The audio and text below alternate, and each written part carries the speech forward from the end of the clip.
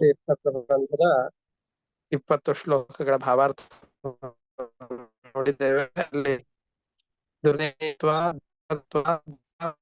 ದುರ್ಜನೈಃ ಸತಾಂ ಅಭಯ ಭೂಮಿತ್ವಾತ್ ದುರ್ಗಾ ತ್ವಂ ಹೃದ್ವಹಾಶ್ರಯಾತ್. ಹೃದಯವೆಂಬ ಗುಹೆಯಲ್ಲಿ ವಾಸವಾಗಿ ದುರ್ಗಾ ಅಂತ ಕರೆಸಿಕೊಂಡಿದ್ದಿ. ನಮ್ಮಂಥ ಮಂದಭಾಗ್ಯರಿಗೆ ಸುಲಭವಾಗಿ ತಿಳಿಯೋದಿಲ್ಲ, ಅದರಿಂದಾಗಿ ದುರ್ಗೆ ಅಂತ ಕರೆಸಿಕೊಂಡಿದ್ದಿ. ದುರ್ಜನರಿಗೆ ದುಃಖವನ್ನು ಕೊಡುವುದರಿಂದ ದುರ್ಗೆ ಅಂತ ಕರೆಸಿಕೊಂಡಿದ್ದಿ. ದುರ್ಜನರಿಂದ ದುಷ್ಪ್ರಾಪ್ಯಗಳಾದ್ದರಿಂದಲೂ ದುರ್ಗೆ ಅಂತ ಕರೆಸಿಕೊಂಡಿದ್ದಿ. ಸಜ್ಜನರಿಗೆ ಅಭಯವನ್ನು ಕೊಡುವವಳಾದ್ದರಿಂದಲೂ ಕೂಡ ದುರ್ಗೆ ಅಂತ ಕರೆಸಿಕೊಂಡಿದ್ದಿ ಅಂತ ದುರ್ಗೆಯನ್ನ ಸ್ತೋತ್ರ ಮಾಡಿ, ಆಮೇಲೆ ಎಲ್ಲೂರಿನಲ್ಲಿರುವಂತಹ ವಿಶ್ವನಾಥನನ್ನ, ರುದ್ರದೇವರ ಸ್ಮರಣೆಯನ್ನ ಮಾಡ್ತಾ ಇದ್ದಾರೆ. ಇದು ಉಡುಪಿಯಿಂದ ಮಂಗಳೂರಿಗೆ ಹೋಗ್ಬೇಕಾದ್ರೆ ಮಧ್ಯದಲ್ಲಿ ಬರುವಂತಹ ಒಂದು ಊರಿದು. ಎಲ್ಲೂರಿನ ವಿಶ್ವನಾಥನ ಸ್ತೋತ್ರವನ್ನು ಮಾಡುವಂತಹ 21ನೇ ಶ್ಲೋಕ. ರಕ್ಷೋ ಗಣ ಕ್ಷಪಣ ದಕ್ಷ ಮಹಾತ್ರಿಶೂಲಂ ತ್ರ್ಯಕ್ಷಂ ವಲಕ್ಷ ತನುಮುಲ್ಲ ಸದಕ್ಷ ಮಾಲಂ ರೂಕ್ಷಾಘ ಶಿಕ್ಷಣ ವಿಚಕ್ಷಣ ಶಕ್ತಿಯೂಥಂ ದಕ್ಷಾಧ್ವರ ಕ್ಷಯದಮಾಶ್ರಯ ವಿಶ್ವನಾಥಂ. ರಕ್ಷೋಗಣ ಕ್ಷಪಣ ದಕ್ಷ ಮಹಾತ್ರಿಶೂಲಂ. ರಕ್ಷೋಗಣ ಅಂತಂದ್ರೆ ರಾಕ್ಷಸರ ಸಮುದಾಯ. ರಾಕ್ಷಸರ ಸಮುದಾಯವನ್ನ ನಾಶ ಮಾಡುವಂತಹ ಕಾರ್ಯದಲ್ಲಿ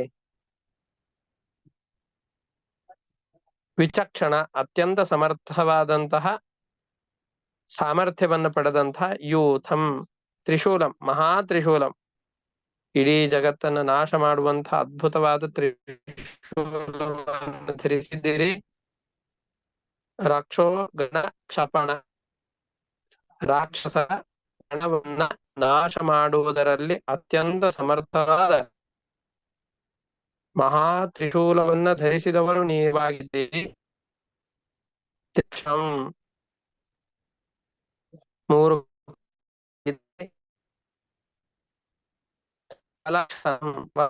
ಹೇಳಿದ್ರೆ ಅತ್ಯಂತ ಶುದ್ಧ ಬಿಡಿಯಾದಂತಹ ಶರೀರವುಳ್ಳವರಾಗಿದ್ದೀರಿ.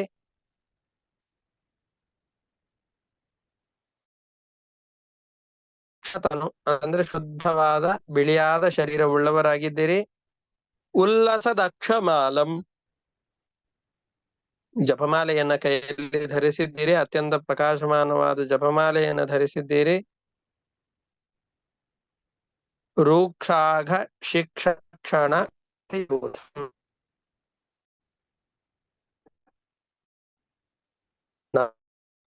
ಕಡಿಮೆ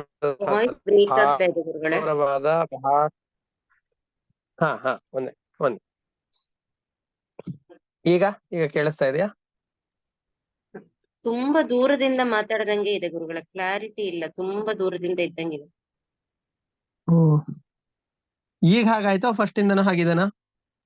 ಮೊದ್ಲಿಂದ ಹಾಗೆ ಇದೆ ಗುರುಗಳೇ, ಇವಾಗ ಮಧ್ಯ ಮಧ್ಯದಲ್ಲಿ ಬ್ರೇಕ್ ಆಗ್ತಾ ಉಂಟು.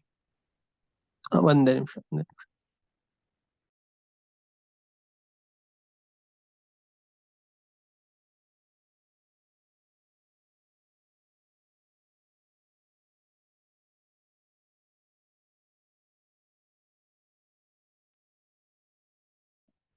ಹಾ, ಈಗ ಕೇಳಿಸ್ತಾ ಇದೆಯಾ? ಹಾ ಗುರುಗಳೇ, ನೀವ್ ಹೇಳಿದ್ದನ್ನ ಪುನರಾವರ್ತಿಸಿದ್ರೆ ಅನುಕೂಲ. ಹೇಳ್ತೇನಮ್ಮ, ಹೇಳ್ತೇನೆ. ಈಗ ಎಲ್ಲೂರಿನ ವಿಶ್ವನಾಥನ ಸ್ತೋತ್ರವನ್ನು ಮಾಡ್ತಾ ಇದ್ದಾರೆ. ಎಲ್ಲೂರಿನಲ್ಲಿರುವಂತಹ ವಿಶ್ವನಾಥ ರಕ್ಷೋಘ, ರಾಕ್ಷಸರು ಅಂತ ಯಾರಿದ್ದಾರೋ ಆ ರಾಕ್ಷಸರನ್ನ ನಾಶ ಮಾಡುವುದರಲ್ಲಿ ಅತ್ಯಂತ ಸಮರ್ಥನಾಗಿದ್ದಾನೆ. ಆ ರಾಕ್ಷಸರ ನಾಶಕ್ಕೆ ಉಪಯುಕ್ತವಾಗುವಂತಹ ಅತ್ಯಂತ ಉನ್ನತವಾದಂತಹ ಯಾವ ತ್ರಿಶೂಲ ಇದೆಯೋ ಅಂತಹ ತ್ರಿಶೂಲವನ್ನು ಧರಿಸಿದ್ದಾನೆ. ತ್ರ್ಯಕ್ಷಂ, 3 ಕಣ್ಣುಗಳನ್ನ ಹೊಂದಿದ್ದಾನೆ. ವಲಕ್ಷತನು ಮುಲ್ಲಸ ದಕ್ಷಮಾಲಂ, ವಲಕ್ಷತನು ಅಂತಂದ್ರೆ ಅತ್ಯಂತ ಶುದ್ಧವಾದ ಬಿಳಿಯಾದ ಕಾಂತಿಯುಳ್ಳವನಾಗಿದ್ದಾನೆ. ಉಲ್ಲಸತ್ ಅಕ್ಷಮಾಲಂ, ಅತ್ಯಂತ ಪ್ರಕಾಶಮಾನವಾದಂತಹ ಜಪಮಾಲೆಯನ್ನು ಧರಿಸಿದ್ದಾನೆ. ಅತ್ಯಂತ ಕಠೋರವಾದ ಕ್ರೂರವಾದಂತಹ ನಮ್ಮ ಪಾಪಗಳು ಅಂತೇನಿವೆಯೋ ಆ ಪಾಪಗಳನ್ನ ಶಿಕ್ಷಣ ಅಂತಂದ್ರೆ ನಾಶ ಮಾಡಿ ನಮಗ ಅನುಗ್ರಹವನ್ನು ಮಾಡೋದ್ರಲ್ಲಿ ಅತ್ಯಂತ ಸಮರ್ಥವಾದಂತಹ ಯಾವ ವಿಶ್ವನಾಥ ಇದ್ದಾನೋ ಅಂತಹ ವಿಶ್ವನಾಥನನ್ನ ದಕ್ಷಾಧ್ವರ ಕ್ಷಯದಂ,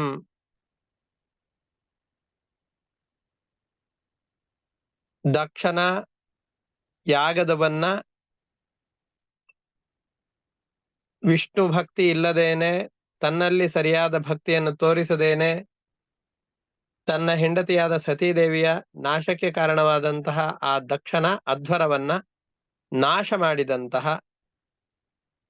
ವಿಶ್ವನಾಥನನ್ನ ನಾನು ನಮಸ್ಕರಿಸ್ತೇನೆ.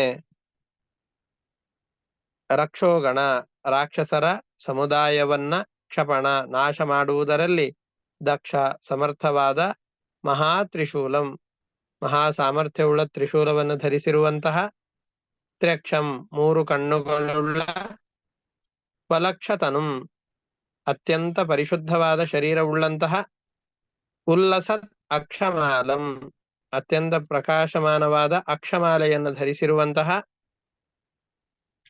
ರೂಕ್ಷ ಅಘ ವಿಚಕ್ಷಣ ಯೂಥಂ, ರೂಕ್ಷ ಅತ್ಯಂತ ಕ್ರೂರವಾದ ಅಘ ನಮ್ಮ ಪಾಪಗಳನ್ನ ಶಿಕ್ಷಣ ನಿವಾರಿಸುವುದರಲ್ಲಿ ಅತ್ಯಂತ ಸಮರ್ಥವಾದ ಶಕ್ತಿಯೂಥಂ ಸಾಮರ್ಥ್ಯವನ್ನು ಪಡೆದಿರುವಂತಹ ದಕ್ಷಾಧ್ವರ ಕ್ಷಯದಂ, ದಕ್ಷನ ಅಧ್ವರ ಯಾಗವನ್ನ ನಾಶ ಮಾಡಿದಂತಹ ಯಾವ ಪಶುಪತಿ ಇದ್ದಾನೋ, ರುದ್ರದೇವರಿದ್ದಾರೋ, ವಿಶ್ವನಾಥನಿದ್ದಾನೋ ಅವನನ್ನ ಆಶ್ರಯ, ಅವನನ್ನ ಶರಣು ಹೊಂದು ಅಂತ ಹೇಳ್ತಾ ಇದ್ದಾರೆ. ರಕ್ಷೋಗಣ ಕ್ಷಪಣ ದಕ್ಷ ಮಹಾತ್ರಿಶೂಲಂ ತ್ರ್ಯಕ್ಷಂ, ತ್ರ್ಯಕ್ಷಂ 3 ಕಣ್ಣುಗಳುಳ್ಳವನು, ವಲಕ್ಷತನುಂ ಅತ್ಯಂತ ಶುದ್ಧವಾದ ಶರೀರವುಳ್ಳವನು, ಉಲ್ಲಸದ ಅಕ್ಷಮಾಲಂ ಪರಮಾತ್ಮನ ಧ್ಯಾನದಲ್ಲಿ ನಿರತನಾದವನು, ರೂಕ್ಷಾಘ ಶಿಕ್ಷಣ ವಿಚಕ್ಷಣ ಶಕ್ತಿಯೂತಂ ನಮ್ಮ ಅತ್ಯಂತ ಘೋರವಾದ ಪಾಪಗಳನ್ನ ಪರಿಹಾರ ಮಾಡೋದ್ರಲ್ಲಿ ಅತ್ಯಂತ ಸಮರ್ಥರಾದವರು, ಅಂತಹ ದಕ್ಷನ ಅಧ್ವರವನ್ನ ನಾಶ ಮಾಡಿದಂತಹ ವಿಶ್ವನಾಥನನ್ನ ನಾನು ಸೇವಿಸಬೇಕು, ಸೇವಿಸ್ತೇನೆ. ನೀವೆಲ್ಲರೂ ಕೂಡ ಅಂತಹ ವಿಶ್ವನಾಥನನ್ನ ಸೇವಿಸಿ ಅಂತ ಎಲ್ಲೂರಿನಲ್ಲಿರುವ ವಿಶ್ವನಾಥನನ್ನ ಸ್ತೋತ್ರ ಮಾಡ್ತಾ ಇದ್ದಾರೆ. ರಕ್ಷೋಗಣ ಕ್ಷಪಣ ದಕ್ಷ ಮಹಾತ್ರಿಶೂಲಂ ತ್ರ್ಯಕ್ಷಂ ವಲಕ್ಷತನುಮುಲ್ಲಸ ದಕ್ಷಮಾಲಂ ರೂಕ್ಷಾಘ ಶಿಕ್ಷಣ ವಿಚಕ್ಷಣ ಶಕ್ತಿಯೂಥಂ ದಕ್ಷಾಧ್ವರ ಕ್ಷಯದಮಾಶ್ರಯ ವಿಶ್ವನಾಥಂ. ಇವತ್ತಿಗೆ ಈ ಒಂದು ಶ್ಲೋಕದ ಭಾವಾರ್ಥಕ್ಕೆ ನಿಲ್ಲಿಸ್ಕೊಂಡಿರೋಣ. ಇದರಲ್ಲಿ ಏನಾದ್ರೂ ಸಂಶಯಗಳಿತ್ತು ಅಂತಂದು ಹೇಳಿದ್ರೆ ಕೇಳಬಹುದು, ಅವಕಾಶ ಇದೆ.